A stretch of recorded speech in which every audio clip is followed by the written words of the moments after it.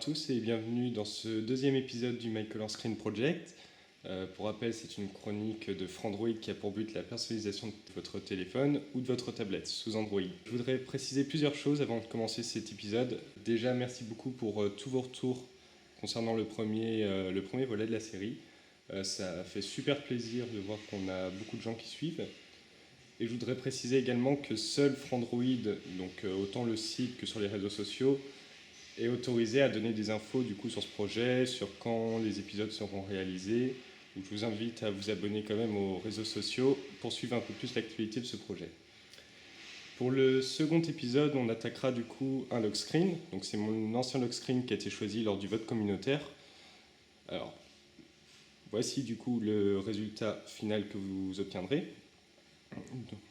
Un fond d'écran avec des glaces, des icônes, un Slide to Unlock en guise de slider pour déverrouiller le téléphone, un widget météo, un widget horloge et un widget batterie. Je vous avais dit que je donnerais du coup deux notes sur 10 points concernant le temps de réalisation et la difficulté du projet. Pour le temps de réalisation, j'ai noté 3 sur 10, vous verrez c'est quand même assez court, et la difficulté idem, 3 sur 10. Pourquoi du coup 3 sur 10 pour la difficulté? Parce que cette fois on va attaquer des manipulations sur ordinateur qui seront très courtes, donc vous inquiétez pas, c'est vraiment à la portée de tout le monde. Pour du coup réaliser ce lock screen, vous allez avoir besoin de plusieurs éléments. Alors, deux applications déjà, Widget Locker, qui est une application payante qui coûte 2,25 €. Alors vous allez vous dire, oh, il nous fait tout le temps acheter des applis, etc., il est un peu embêtant. Mais rassurez-vous, cette application c'est vraiment, on va dire, un investissement, elle est utilisée pour tous les lock screens réalisés. Donc on s'en resservira, il n'y a pas de problème. Et également l'application UCCW, qui est une application qui nous permettra justement de mettre des widgets, donc là par exemple météo, horloge, batterie, sur l'écran de verrouillage. Vous allez avoir besoin également du fond d'écran que j'ai utilisé, donc qui est fourni dans l'article ou dans le lien de la description de la vidéo sur YouTube, et également des petits fichiers à mettre sur votre téléphone. Donc avant de lancer Widget Locker, une fois que vous avez tout installé, je vais vous demander de bien faire les manipulations que je vais vous décrire sur votre ordinateur. Donc on va se retrouver tout de suite pour attaquer justement les dites manipulations.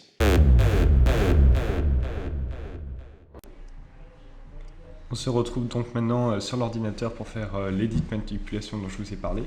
Alors vous allez d'abord vous rendre sur le site que je vous ai mis dans l'article ou dans le lien de la vidéo YouTube et télécharger ce fichier. Donc moi il est là, je l'ai mis dans un dossier.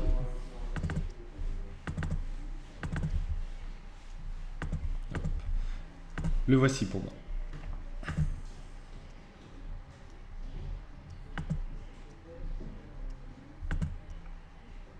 Donc vous allez faire un clic droit dessus, extraire tout, extraire, donc remplacer le fichier dans la destination pour moi parce que j'avais déjà extrait, et vous allez avoir un dossier qui va s'ouvrir. Vous prenez les trois fichiers .uzip ou batterie LS, RetroTileTime, RetroTileWizard. Vous savez peut-être pas avoir les extensions.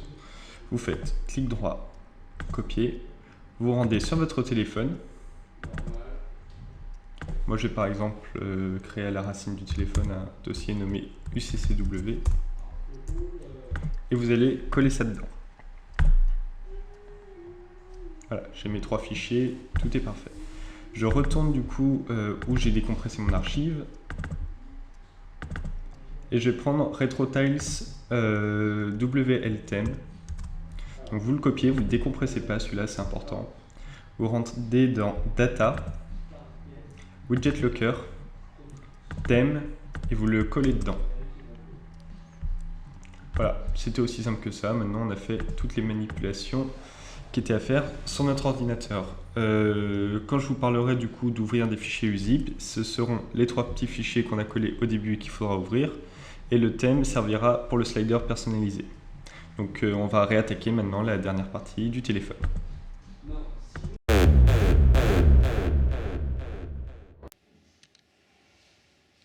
On se retrouve donc sur votre téléphone pour faire la suite des manipulations. Au passage, j'en profite pour dire quelque chose. On m'avait posé beaucoup de questions vis-à-vis de la sécurité du terminal. Donc, est-ce qu'un lock screen modifié n'annule pas le schéma de verrouillage ou autre? Je vais vous montrer tout simplement ce que ça fait. Donc là, j'ai mon écran de verrouillage personnalisé. Et si je le déverrouille, on va bien me demander mon schéma.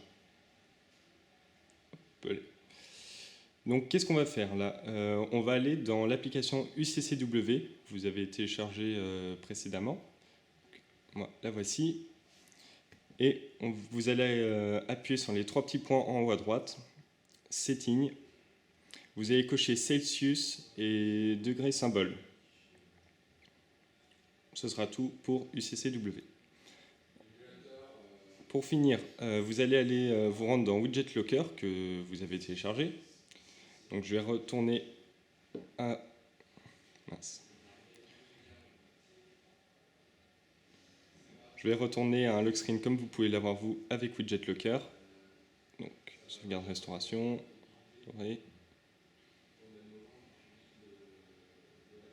Hop, vous pouvez avoir par exemple vous ce genre de lock screen. Donc comme pour le home screen, on va tout supprimer. Donc, hop, vous faites des appuis longs et vous supprimez les différents éléments qu'il y a sur le lock screen. Je vais y arriver.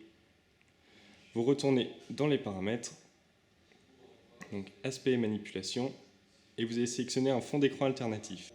Vous allez prendre le fond d'écran que je vous ai fourni avec l'article. Donc sélectionnez le fond d'écran. Moi, il est là. Et appuyez sur ne pas rogner. Ensuite, je ne sais pas si vous vous rappelez, pour les home screen, on avait dû définir une taille du bureau. Pour le lock screen, ça va être exactement la même chose. Donc on va appuyer sur disposition. Vous allez décocher, déterminer automatiquement la taille de la grille. Et vous allez régler sur 8 lignes et 6 colonnes.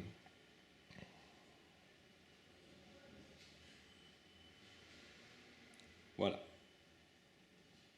Ensuite, animation de transition, vous allez sélectionner zoomer. Et tout en bas, vous allez cocher cacher la barre de notification. C'est très important, sinon on n'aura pas la bonne résolution pour le fond d'écran. Hop, précédent. Voilà, donc vous avez pour l'instant juste votre lock screen avec uniquement le fond d'écran placé dessus. On va ajouter les widgets. Donc vous allez faire par exemple un appui long sur la zone noire, sélectionner widget, allez chercher UCCW.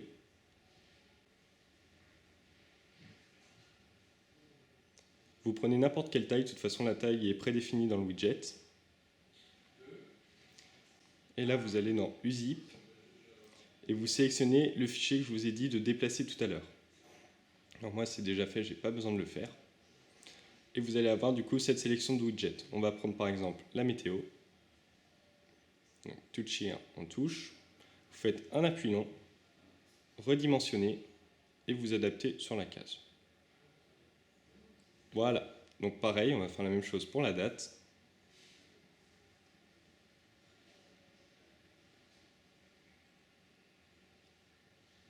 Donc RetroTile Time, on touche, on redimensionne.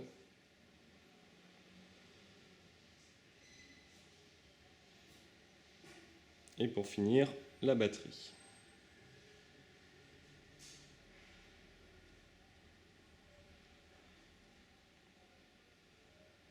Hop, on va la déplacer un peu, redimensionner. Et voilà, faites-la déplacer un petit peu en bas pour qu'elle prenne bien tout l'espace. Il nous manque donc une dernière chose pour que ce lock screen soit fini, c'est le slider. Donc vous allez faire un appui long n'importe où, slider personnalisé, thème Android, vous sélectionnez, vous allez tout en bas et normalement vous avez RetroTiles iPhone. Si vous ne l'avez pas, vous faites, vous tirez vers le bas, comme ça va actualiser. Donc vous le sélectionnez, terminez, vous le déplacez en bas.